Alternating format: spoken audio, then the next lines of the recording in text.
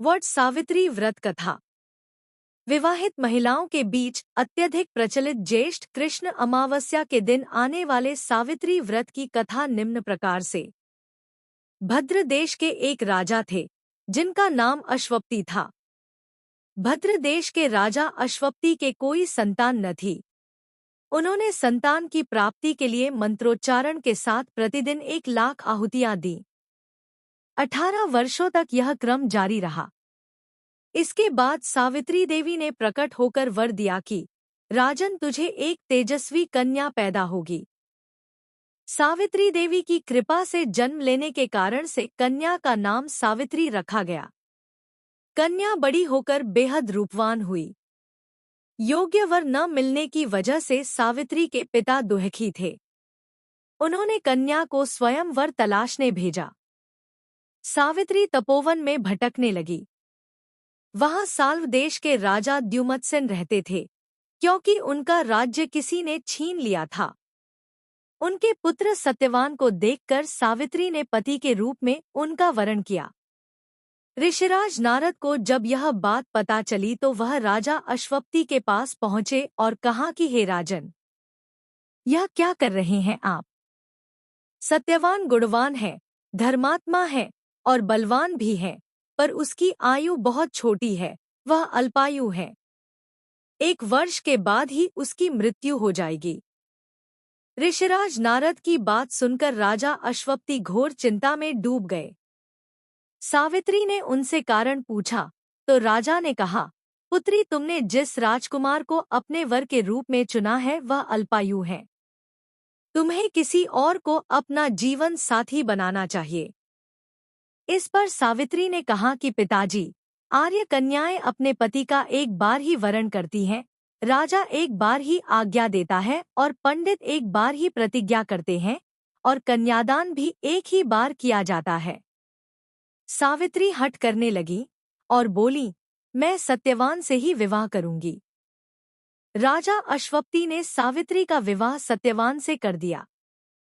सावित्री अपने ससुराल पहुंचते ही सास-ससुर की सेवा करने लगी। समय बीतता चला गया। नारद मुनि ने सावित्री को पहले ही सत्यवान की मृत्यु के दिन के बारे में बता दिया था। वह दिन जैसे जैसे करीब आने लगा, सावित्री अधीर होने लगी। उन्होंने 3 दिन पहले से ही उपवास शुरू कर दिया। नारद मुनि द्वारा कथित निश्चित तिथि पर पितरों का पूजन किया। हर दिन की तरह सत्यवान उस दिन भी लकड़ी काटने जंगल चले गए, साथ में सावित्री भी गईं। जंगल में पहुंचकर सत्यवान लकड़ी काटने के लिए एक पेड़ पर चढ़ गए। तभी उसके सिर में तेज दर्द होने लगा। दर्द से व्याकुल सत्यवान पेड़ से नीचे उतर गए। सावित्री अपना भविष्य समझ गई। सत्यवान के सिर को गोद में रखकर सावित्री सत्यवान का सिर सहलाने लगी। तभी वहां यमराज आते दिखे। यमराज अपने साथ सत्यवान को ले जाने लगे। सावित्री भी उनके पीछे पीछे चल पड़ी। यमराज ने सावित्री को समझाने की कोशिश की कि यही विधि का विधान है, लेकिन सावित्री नहीं मानी।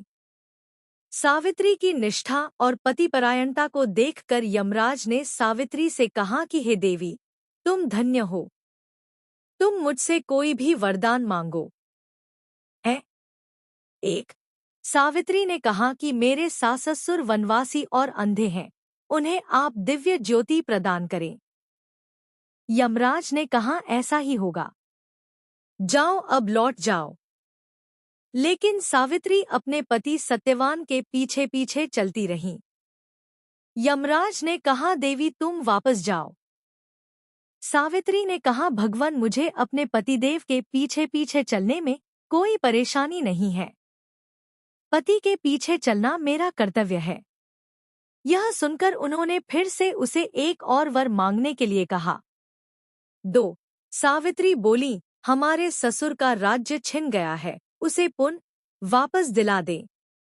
यमराज ने सावित्री को यह वरदान भी दे दिया और कहा, अब तुम लौट जाओ। लेकिन सावित्री पीछे पीछे चलती रही। यमराज ने सावित्री को तीसरा वरदान मांगने को कहा। 3 इस पर सावित्री ने 100 संतानों और सौभाग्य का वरदान मांगा। यमराज ने इसका वरदान भी सावित्री को दे दिया। सावित्री ने यमराज से कहा कि प्रभु, मैं एक पतिव्रता पत्नी हूँ और आपने मुझे पुत्रवती होने का आशीर्वाद दिया है। यह सुनकर यमराज को सत्यवान के प्राण छोड़ने पड़े। यमराज अंतर्ध्यान हो गए और सावित्री उसी वट वृक्ष के पास आ गई जहां उसके पति का मृत शरीर पड़ा था। सत्यवान जीवंत हो गया और दोनों खुशी खुशी अपने राज्य की ओर चल पड़े। दोनों जब घर पहुंचे तो देखा कि माता पिता को दिव्य ज्योति प्राप्त हो गई है। इस प्रकार सावित्री सत्यवान चिरकाल तक राज्य सुख भोगते रहे। अतः पतिव्रता सावित्री के अनुरूप ही प्रथम अपने सास ससुर का उचित पूजन करने के साथ ही अन्य विधियों को प्रारंभ करें। वट सावित्री व्रत करने और इस कथा को सुनने से उपवासक के वैवाहिक जीवन या जीवन साथी की आयु पर किसी प्रकार का कोई संकट आया भी हो तो वो टल जाता।